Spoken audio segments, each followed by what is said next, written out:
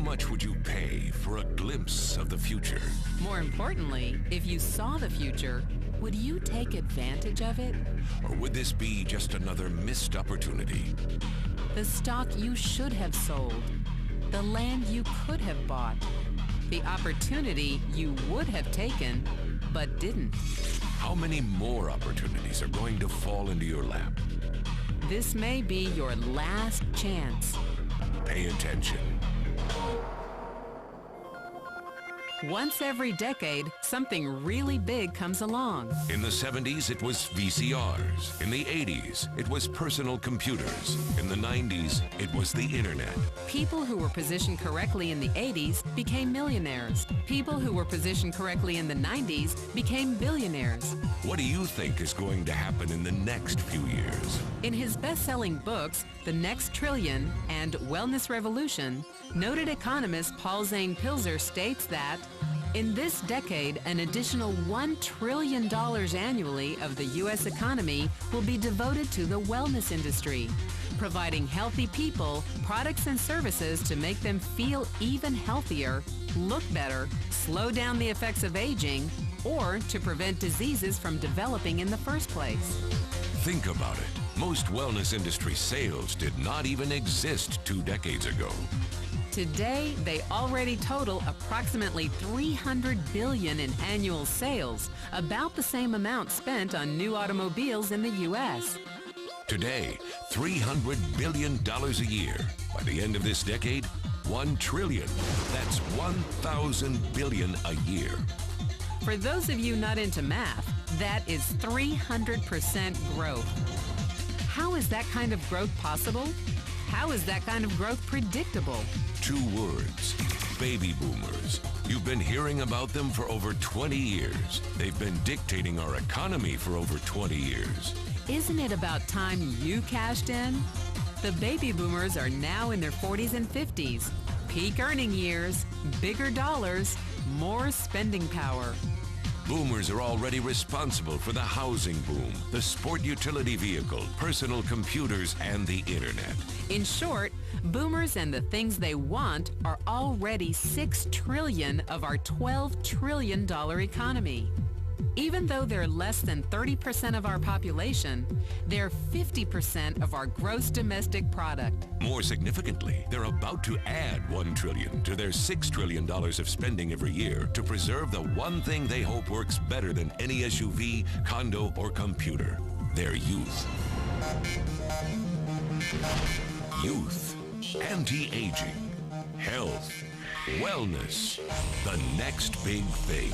By taking control of their lives, baby boomers are creating a revolution in wellness, and it is happening fast.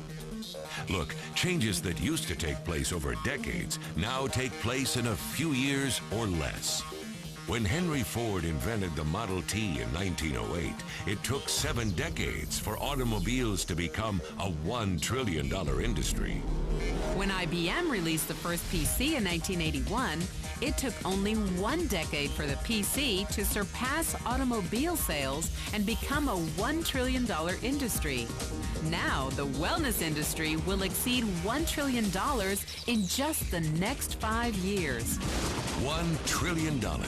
That's $2.7 billion every day, $114 million every hour, $1.9 million every minute. In the 1990s, the number of U.S. millionaire families rose from 3.6 million to 7.2 million. Economist Pilzer predicts that an additional 3.6 million families will become millionaires over the next 5 years, many of them by working in the wellness industry. So how do you cash in on this wellness revolution? You have 4 options. 1, as a practitioner. 2, as a manufacturer. 3, as a retailer. Or 4, as a distributor. Practitioners like doctors, massage therapists, chiropractors, and naturopathic healers stand to make a fortune in the next few years. If they can afford to pay off their school loans. If they can stay ahead of the insurance companies. If they keep trading time for money. Manufacturing is a great business to be in if you have millions to invest in infrastructure, patents, research, shipping and receiving. Retailing? Sure, great opportunity. If you can afford franchise fees, 7-day work weeks, advertising, inventory, and employee problems. Distribution? Exactly. Because the greatest personal fortunes of the past 3 decades were made by people who found better ways of distributing things rather than better ways of making things. People like Sam Walton of Walmart and Fred Smith of Federal Express.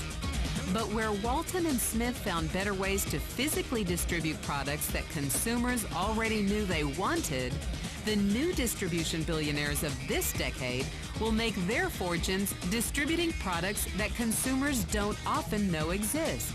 The new distribution billionaires, people like Jeff Bezos of Amazon.com, made their fortunes educating consumers about new products and new distribution channels.